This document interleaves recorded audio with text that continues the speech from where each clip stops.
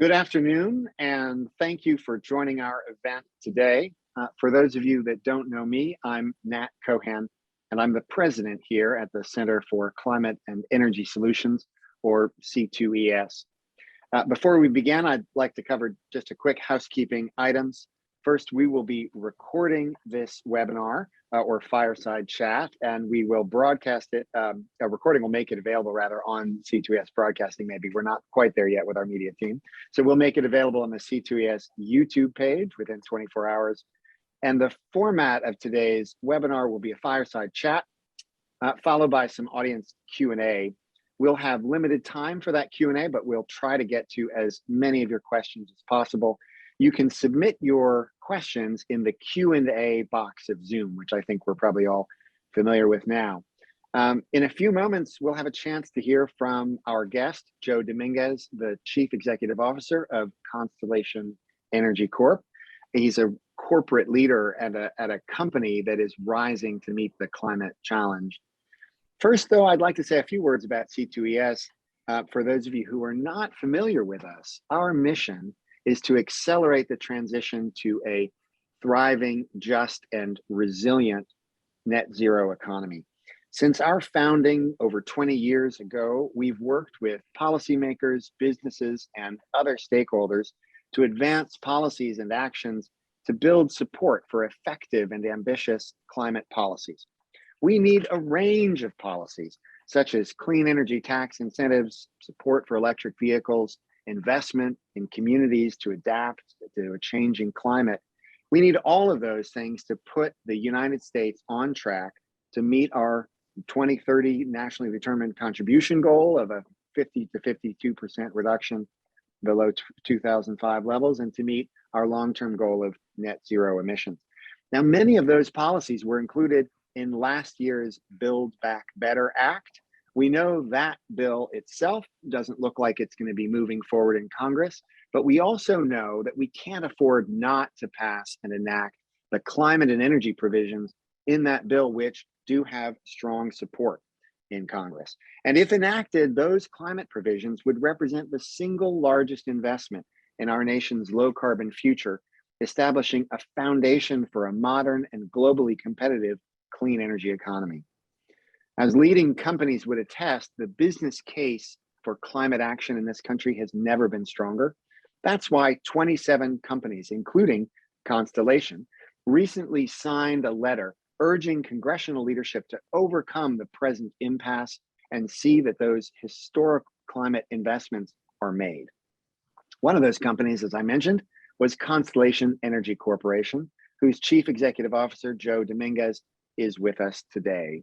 We're particularly pleased to have Joe with us to share his perspective on the transition to net zero. He oversees Constellation's fleet of nuclear, wind, solar, hydroelectric, and natural gas facilities across 19 states. He also oversees the nation's top competitive retail and commodities business, which provides electricity, natural gas, and other energy-related products and services to 2 million residential, public sector, and business customers nationwide. Now, if you haven't heard of Constellation, there's a reason, because they were only formed earlier this month. They're brand new after splitting off from Exelon, but they've already set ambitious climate commitments to achieve 100% clean, carbon-free electricity by 2040. They've signed the letter I mentioned expressing support for climate provisions in Congress. And I'm happy to announce they are our newest member of the C2ES Business and Environmental Leadership Council. So with all that, it gives me great pleasure to welcome Joe Dominguez. Joe, welcome. Thanks so much for joining us. Nat, great to be here. Great to see you again. Well, so let me start just by asking you to tell us a little bit about Constellation. You spun off from Exelon. What is the vision behind Constellation? What do you look forward to doing now that you're on your own in your own company, and what's sort of the vision there for creating that new organization? Yeah, well, I think you hit it on the nail, Nat, when you talked a little bit about the company. We intend to be a leading clean energy company, and a company that kind of drives the mission of dealing with the climate crisis by providing solutions to communities and to our customers. And we have customers from families all the way to 75% of the Fortune 100 businesses. So increasingly they want to do their fair share. They want to be sustainable, and they're looking for solutions. For us, our base business, the one we start off with, is a business that provides about 10% of the nation's clean energy, and 20% of the nation's clean energy that is effectively dispatchable. That doesn't require storage backup to operate at all times of the year. We think that baseload clean energy is really an important part of how you build the solutions for the climate crisis. So excited about that. I think we're known mostly as a nuclear company, but as you pointed out, we own wind and solar assets as well as hydro assets. And that's, where our customers want us to focus. As we provide solutions, one of the things we do is partner with renewable developers. We have renewables that we own, but we also are in these partnership agreements that, we have 7 terawatt hours of renewables now in our portfolio that, we're providing as solutions. So it's exciting from that perspective to both be the generator, but also to kind of take these solutions behind the meter, so to speak, and provide the solutions that customers want from efficiency to these different generation resources. So we think that's where it's going. You said, you pointed out that we're going to be 100% clean by 2040. We'll be 95% clean by 2030. So that's right around the corner. That's 8 years from now. And I don't mean net zero or anything like that. I mean 95% clean, period. And I think that's important as policies evolve. So that is our focus. We do have some natural gas assets, but now what we want to do with those assets and what we know we can do with the better generation of those assets is burn clean hydrogen in combination with natural gas. And that's how we intend to reach some of the emissions targets. We do think natural gas is going to be a part of the story for a while yet. And we think it's important as an affordable transition. But we think a big part of that story is hydrogen blending. So we'll be doing a bunch of that stuff. So glad to be here. And I'm glad to be an even newer rookie than you in the job. It's exciting. As you said, we kicked this off about 15 days ago. Having been part of Exelon for so long, and so many of us were with that company for many years, it was kind of an interesting mix of being in an established company, but having the energy of a new startup in so many ways. So it's exciting to set the targets and to talk to folks like you. And I wish we were around a fire, but hopefully the folks that are listening are comfortable at home and around their own fires. So look forward to the questions. Well, thanks, Joe. Thanks so much. And indeed, it's really interesting to hear you describe essentially the creation, the dawn of an electricity company that's built to address, that's built to be moving forward in the context of the climate crisis and helping to deal with that, and sort of built for climate and built for the climate challenge. So that's really interesting to hear. So we mentioned, of course, at the top that you had, and thank you for joining this letter that we pulled together with 26 other companies to support those critical climate and energy provisions that were in last year's Build Back Better Back that I think could be we'd like to see in a new vehicle going forward. Tell us a little bit about why do you support ambitious climate policy? I mean, what's the role of policy as you see it to help you all meet your goals? And maybe are there particular provisions that were in that Build Back Better framework that you'd like to see move going forward that are particularly important for you to meet your goals? Yeah, I'll start off. And I was in Washington yesterday, and as you know, you're always loath to mention the folks you actually meet with, so I won't do that and be that indiscreet. But I will just reinforce the point that you made at the outset. There is great support for the climate provisions that were in Build Back Better. I haven't heard anyone say at this point that that's not something that's been largely agreed to. I think that the machinations of trying to make it a bigger bill with social programs and things like that obviously ran into some trouble, and those things need to get worked out. But I hope that as we move forward, that package that's been largely agreed to and could really move the needle in terms of the country's response to the climate crisis gets legs again. And that's certainly what we're encouraging policymakers to do. And I think that letter was an important part of that overall strategy. And the reason is simple. I think dealing with the climate crisis essentially is a policy business, right? Whether or not we're building renewables or keeping the nukes operating, working on storage or new technologies like hydrogen, all of those things will require policy support. We've known that for 30 years. We know that if we wanted to create the cheapest energy, we'd be burning coal till the cows come home without any scrubbers or anything on it, right? But that's not what we're trying to do. We're trying to deal with this existential risk, and a risk that we see, unfolding all the time. The job I was in before I got this one was in heading ComEd. It was one of the nation's largest utilities, third largest utility in the country. And in the time I had been there, we had seen polar vortex events caused by a destabilization, caused by the climate crisis of the polar vortex, where we were seeing negative 50-degree temperatures in the winter. And then in 2019 in August, I was there when we had a storm come through northern Illinois, where we had 17 tornadoes hit the ground in our service territory, and winds that were 110-mile-per-hour hurricane force winds, causing massive devastation to the middle part of the country. I'm not talking about the coastal regions that are generally associated with the climate crisis. So I've seen firsthand, our customers have seen firsthand, our communities have seen firsthand what is going on with climate. And I would hope that that by itself will drive us to a place where, we get a little bit more aggressive, because we could talk all the talk about the goals, but unless we have the policies supporting those goals, supporting investments, supporting innovation, all of the different things you mentioned at the top, we're just not going to get there. Okay. I mean, it's pretty clear we're not going to get there without those supporting policies. And the devastating effect of the weather changes we're seeing are going to be hardest hit on those communities that could least afford to get crushed. And the fact of the matter is, there are a lot of other benefits outside of carbon in terms of the transition, in terms of conventional pollutants, that are equally affecting communities like Chicago, where we saw, some of the third worst respiratory illnesses in the country, all caused by some of these power plants, and likewise the emissions from cars, trucks, and buses, and the nonstop traffic we see in these regions. All of that stuff could get addressed, but it has to start with the federal government taking some action. And I'm hopeful that the Biden administration and the leaders in Congress will do exactly that.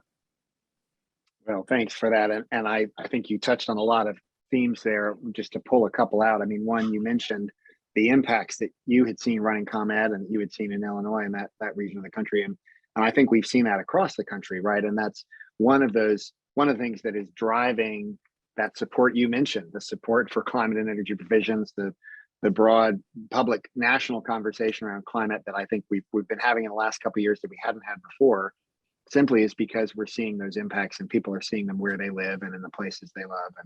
And that's happening in the Midwest, it's happening in the Gulf Coast, it's happening in the East Coast, and of course in the West and the Mountain West. So you mentioned some of those specifics, and I always say the clean energy tax credits that I think you picked up on are sort of they're kind of workhorse of that Build Back Better framework that we'd like to see in whatever new vehicle goes forward. I'm wondering whether what policies that maybe didn't make it into that agenda, we didn't make it into that Build Back Better bill, and maybe are less right on the immediate horizon. But what other policies do you see as really important? Both to help Constellation meet your really ambitious goals, but also to help shift our country towards a thriving net zero economy? Well, the thing that I guess I just always struggle with is why a price on carbon has been such a heavy lift. And I really wonder, Nat, if we took the ideological arguments out of it, the political arguments out of it, whether if you posed a question, corporate America, would you rather have an increase on your tax rates, or would you rather have a carbon tax that may increase the cost of production and different things? I think overwhelmingly, corporations would prefer to have a mix that includes the carbon tax lifting up some of these programs. And of course, at the same time, it would lessen the cost burden of the tax credits and other things, because market prices would begin to realize the effect of these externalities in the price of energy and other products. And so I had been hopeful that we would have a conversation eventually in this country that would talk about a pairing of tax credits with a price on carbon. We've seen that in a number of regions in the country. We've seen how it can work and how it could throw off monies to state and local governments to do important work. And we haven't gotten there from a federal level. But what I see a comprehensive set of tax incentives that make a lot of sense.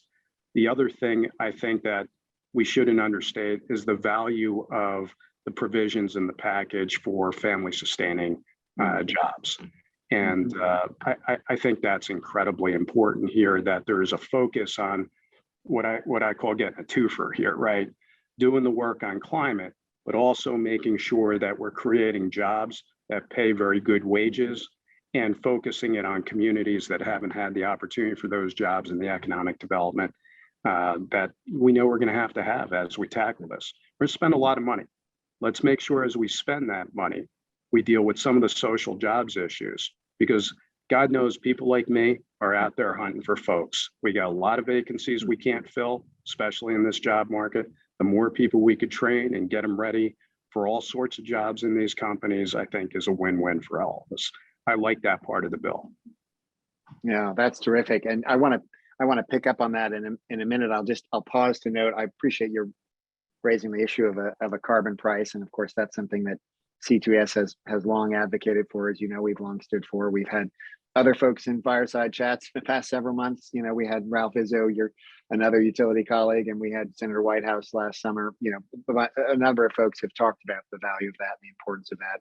You know, as an aside, I do think there's it would make sense. Let's just put it that way. It would make sense as part of the package as Congress moves forward to think about how to get those climate and energy provisions into law. I do think it would make a natural sense as a way to fund some of those clean energy tax provisions. It kind of fits together organically and in a nice way. And then it would make everything else work better if we just aligned the economic incentives with that price. So we'll see what happens. But I do think, as you say, that's an important part of the piece of the overall package, alongside all those provisions that were in the Build Back Better that would be really useful. Let me go back maybe one or two more questions, but one more question to touch on just a sense of the communities that you work in and how they're going to be affected and hopefully benefited by some of the provisions we're talking about. You mentioned some of the air quality impacts that are really come alongside the reductions in greenhouse gas emissions. You mentioned jobs, but I'm curious what else you see in terms of the community impacts and in all the places, the 19 states that you work in, because I think part of what we need to do is tell a better story or communicate more clearly on just the ways in which some of these provisions can help the lives of folks around the country. Yeah, one of the things we did in Illinois, I think, to tell the story a little bit, is to try to get out of a sector by sector approach to this and look at cross sector solutions. We've done a great job in the power sector, I think, of reducing emissions so far.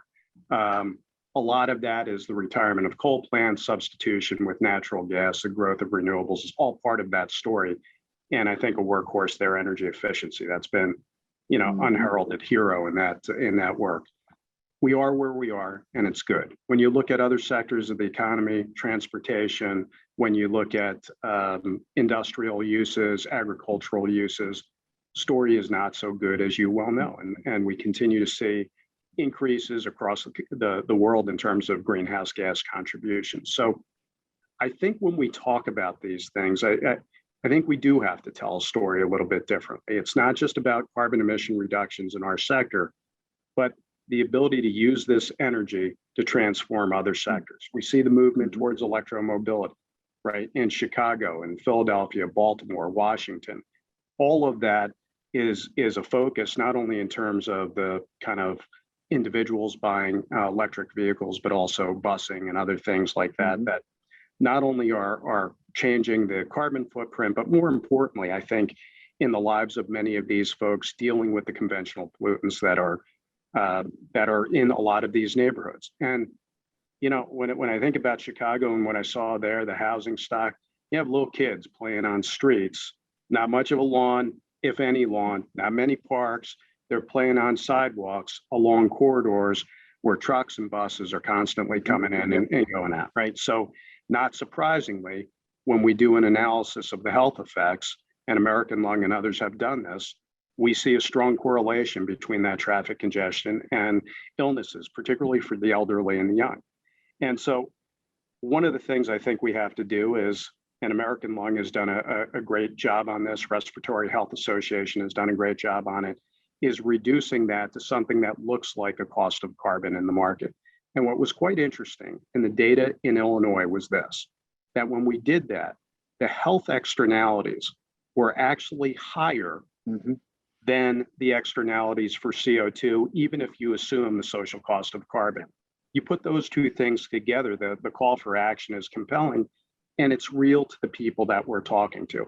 Likewise, the job training programs, likewise, what we could do with heating and with other sources of pollution in disadvantaged neighborhoods where these things have traditionally occurred.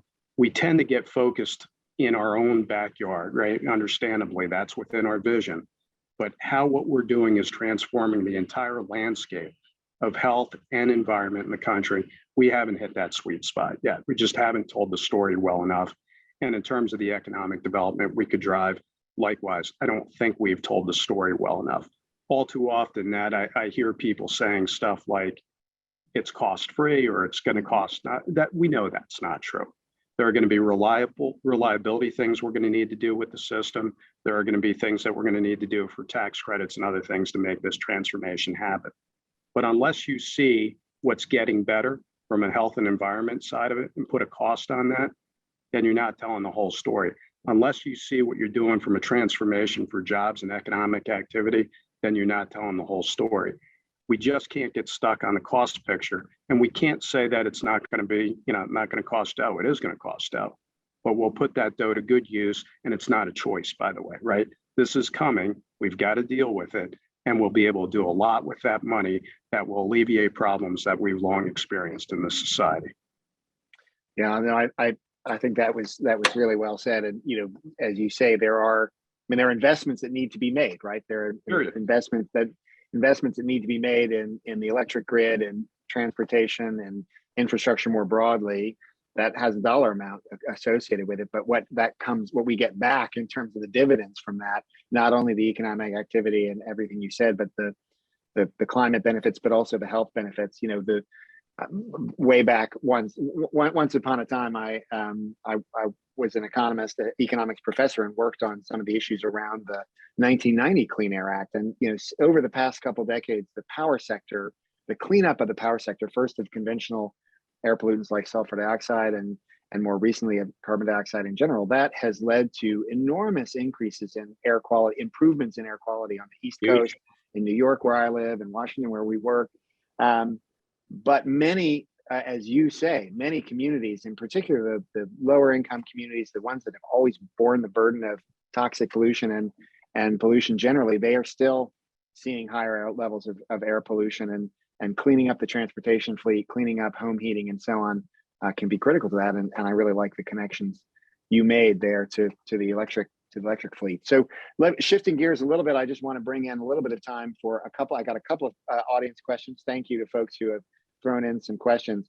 The first one, you mentioned hydrogen in your opener. That's obviously something that we're very focused on at C2ES, doing a lot of work on that, and I know a lot of people are thinking about that. We have so many of the technologies we need, to get to 95% clean, 100% clean in the near term, but over the long run, as you said, hydrogen is going to be critical. So say a little bit more about what Constellation is doing there, and what, again, kind of policy incentives, policy frameworks you think are going to be needed. Yeah, well, let me kind of start off with the problem set, and we looked at this a lot in Illinois. If we were to build out renewables and clean energy to cover our peak in July and August, just forgetting about the seasonality of different technologies and how they produce. The reality is, if we had enough clean energy to cover our peaks in July and August, in Illinois, it would mean that we had 40% more energy than we needed on a day like today, right? And certainly by the time you get to April and the shoulder months, you're 40% oversupplied. So what are you going to do with that? You're not going to turn down the nuclear plants. Doesn't make sense economically. It's not like we could reduce staff or you use uranium more efficiently. We know the same is true for renewables, right? It's the capital cost. The fuel's essentially free, so it doesn't make sense feather the blades or trigger the inverters. You're losing energy value. So the notion is, as we get closer in those periods where we have the shoulder months, we have overproduction, instead of worrying about building as much transmission capability and all the different things that we know are really hard lifts, let's start creating a fuel that is transportable, that will be available for us in July and August, and is also fuel we could use to make e-methanol, e-ammonia, other fuels that are direct substitutes for fuels that are currently used in industry and agriculture. So what we started to look at is whether or not we would be cost competitive in a green hydrogen space or a clean hydrogen space after the Build Back and better incentives. And we think we would be. And the reasons are kind of pretty straightforward. We have an abundance of clean energy. In many of our places, we will have more clean energy than we need during certain seasons. So instead of throwing that into the ground, so to speak, use it. We have water availability around our assets. We have rail access to our assets. And in certain technologies used to make hydrogen, waste heat becomes very important. Turns out, if you're able to superheat water into a steam or a superheated steam, you could use certain electrolyzer technologies that reduce the energy consumption or intensity by as much as 20 to 30%. So we think we're going to be a player in that clean hydrogen market. I will tell you, we've got 23 nuclear units, and just to kind of give you some sense of the dimensions of this market so that people could understand it. We the third largest generator in the US, largest clean generator, 23 nuclear units. If we put all of them to work, never putting a single megawatt on the grid, and all of them to work making clean hydrogen, we think we would only be able to supply 6 to 7% of the needs by 2050. So this is an economy that needs to get jump started. It's only going to get jump started with strong federal support and getting back to Build Back Better. That's why it's so important. And if we're really going to hit our targets by the middle of this century, it's going to be essential. I don't think we'll get there without it. Well, thanks. And it's really interesting to hear the business approach that you're taking to that, and how that folds into your core operations. I know we've got just a couple more minutes, so let me ask you one question that came out of the Q&A that's also, I think, on a lot of folks' mind, which is how you think about investors and what you hear from investors. And this must be on your mind as you start off life as a new company. What are you hearing from investors about the clean energy transition, your role in it, and how much does that drive the kind of decisions you make as a CEO? That's a really cool question, and it's timely, right? Because I've spent a ton of time with investors as we launched the company. Look, I don't think there's any way to understate how important it is to have a strong ESG strategy. Now, different investment groups will look at that differently. There's some in Europe that will not touch a company with nuclear, even though the taxonomy rules are changing there and all of that. But as a general rule, what we've found is great receptivity to our story and a great enthusiasm for our company. So what does that mean? It means that even though I may see some interesting, if I were just to do the cash flow and EBITDA analyses for investments in fossil fuels, and they look spectacular, not something that is attractive at all to our investors, and frankly, not something I'm going to do for that reason. It's also contrary to the notion that we're going to lead on clean energy. Right. But I think we're facing that. I think our customers, I talked about our Fortune 100 customers, they're all hearing it. I mean, that push from the investors is so strong right now that it is literally driving, I think, every business decision for our company, and increasingly so for the power sector as a whole. It's cool stuff. Yeah, that's really interesting, and I was really excited to hear that from you. Given I'm sure you've been spending a lot of your time talking with investors and sort of ear to the ground. Well, unfortunately, we are at the end of our half hour.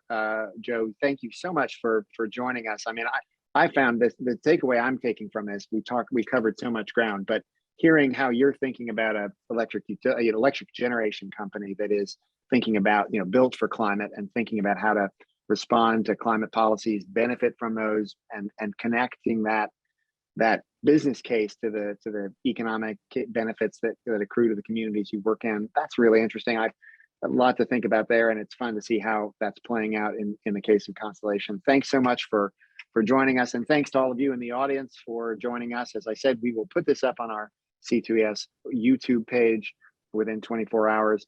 But for now, let me just thank Joe Dominguez, CEO of Constellation Energy. Joe, thanks so much for being with us.